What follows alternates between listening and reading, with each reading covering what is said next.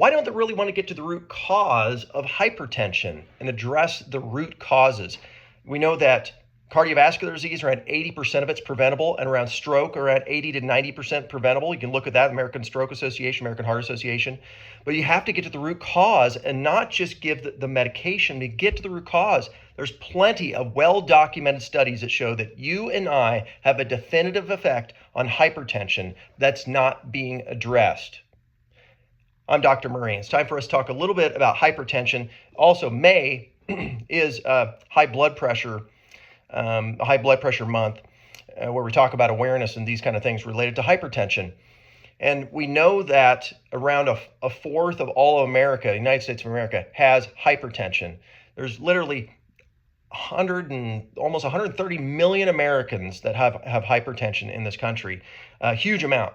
And so it's an important thing. And like I said before, hypertension is related directly to cardiovascular disease. It's directly related to stroke as well. And so it is an important topic. And our blood pressure and those things do come up as we age. But just taking a pill for these conditions and not addressing root causes doesn't make any sense whatsoever. So let's talk about, first of all, some of the medications. You know, I had a patient in here yesterday and she said she was on like 3 different medications. Well, it's important to understand the mechanisms, and then that kind of allows you to kind of understand the cause and to go after the root causes. So some people are taking, like, for instance, lisinopril, which is an ACE inhibitor type medication. Now that medication is primarily dealing with the arteries themselves. It helps to calm down the amount of muscle tone in the smooth muscle within the arteries. And that decreases the amount of pressure then within the arteries, and also decreases the amount of pressure that the heart has to work against because the pressure is less. You have other medications such as your beta blockers. Those go to the heart and cause the heart to just calm down a little bit. And the heart is not pushing as hard, then the pressure again is going to reduce. And remember, what we're trying to do is reduce the pressure, because if too much pressure can actually create damage and hurt the arteries and cause damage. You know, nobody wants to have damage in their arteries, which can predispose you towards a stroke in the brain.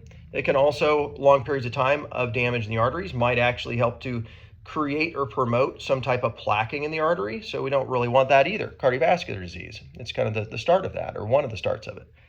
So decreasing with a beta blocker, also an ACE inhibitor. But then you also have those diuretics, the medications that help you from the kidney, help you to excrete out urine fluid out through your kidneys. And then that decreases the amount of pressure within the arteries here as well. All of those, there's a time and a place for any medication. But 90%, this is what the definition is, 90% of all Americans have what they call primary or essential hypertension. This is where it comes down to it. When you go in, you're diagnosed with hypertension, and they diagnose you with high blood pressure. 90% of the time, they're going to say, well, it's primary essential. It's not related to some underlying pathology that they're going to treat. They're going to say, this is a kind of an unknown cause. It's hard to identify. So you know how we're going to treat it? We're going to treat it with one of these medications. We're going to calm your heart down. We're going to calm your arteries down. We're going to make you excrete more fluids. Well, the reality of it is that that is not taking into account the bulk of the literature. We know there's definable things that are related, risk factors that are related to hypertension, things that you and I, this is where the awareness should come in, that you and I have a definitive ability to have an impact on our health. Yes, the obvious things would be like smoking. Smoking and alcohol, toxic things that your body does not need, increases muscle tone, increases toxic damage on the heart, and causes your heart to have to work harder. Your kidneys have to work harder to try and get rid of all the junk that we take in on a day basis. And if you're taking in alcohol and smoking and whatever else, even processed foods and things like that are not really food, well, it's going to be bad on your entire body. And we know that. I mean, just kind of logically makes sense. Those things would not be good for our bodies. But it's important to note that besides just those kind of obvious things like alcohol and smoking, there are many, many other things. Well represented, well documented, and I'm just going to bring up a few right here. First, we know that weight can certainly increase increase hypertension risk.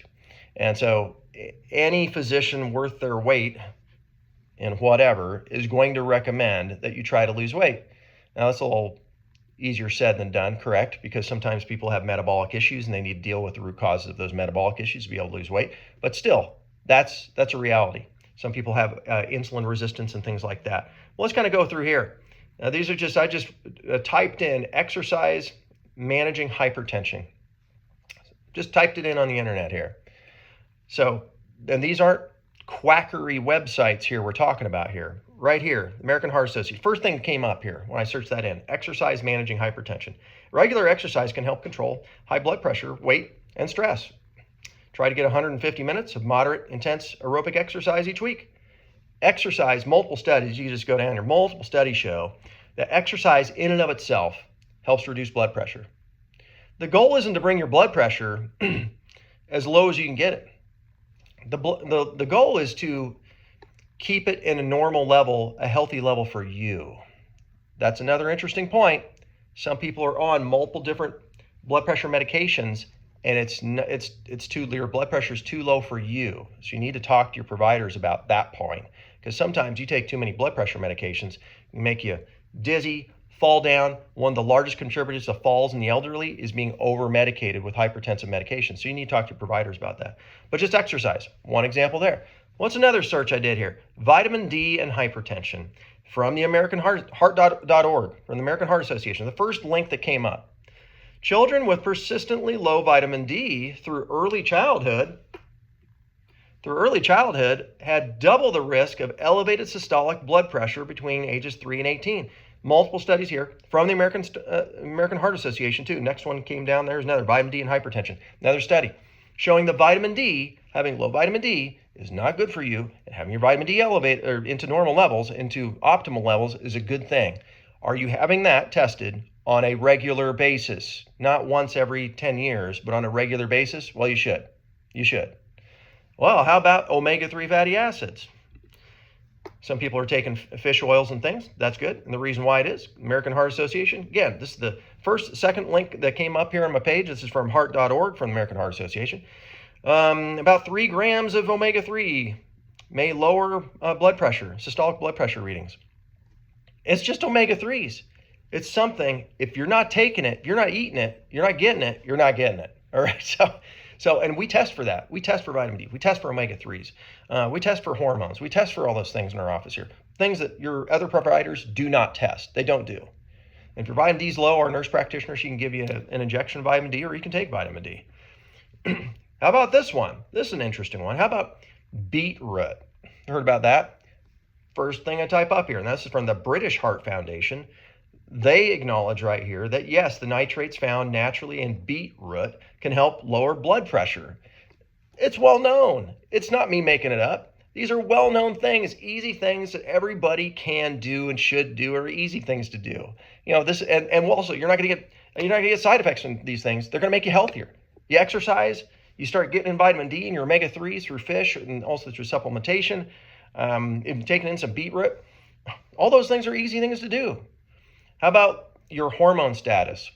I typed in low estrogen hypertension. That's all I typed in.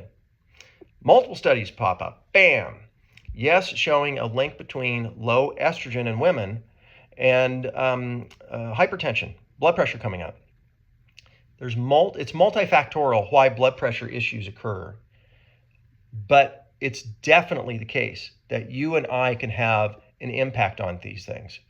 You have to be willing to do what it takes to perhaps be the squeaky wheel and talk to your provider about getting extra testing done. Or you have to be willing also to do the work, to do the things to cut out the sugars and cut out the junk food and to cut out the processed foods, or to maybe exercise.